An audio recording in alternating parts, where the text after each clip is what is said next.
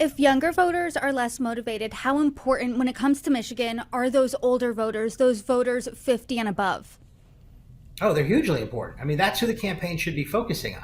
First of all, they're a majority of the electorate. 55% of voters who are going to turn out in Michigan are going to be age 50 and older. And so you have to be, and they are reliable. They will show up. So they're big, and you have to be talking about the issues that are important to them. And the economy is still the main issue that's hanging over this election year. Personal economic issues, inflation, people on fixed income, on Social Security, inflation's a big deal.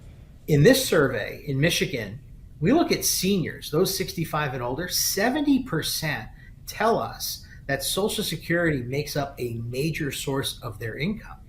And so that's a big deal. We've heard campaigns talk about Social Security. It was in the debate between Trump and Biden at the end of June. I am sure you're going to hear them talk about it at the debate on September 10th. But it's a big issue, and it is one of those issues where bipartisanship. I mean, it's not one side has an advantage over the other. Republicans want candidates to talk about protecting Social Security as much as Democrats do. And so I think the campaigns that get out there and talk about it are the ones that can really make a difference in winning over that older vote.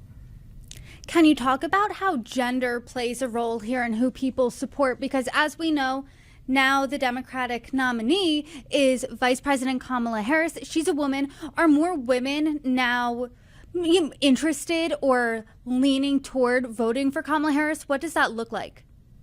Yeah, there's a very crisp gender gap in Michigan, and that means that women are supporting Kamala Harris by double digits, but on the other side, men are supporting Donald Trump by double digits. So if we look, Harris is ahead by 13 points among women. Trump is ahead by 20 points among men. So there is, that's a net 33-point gender gap between them. That's significant.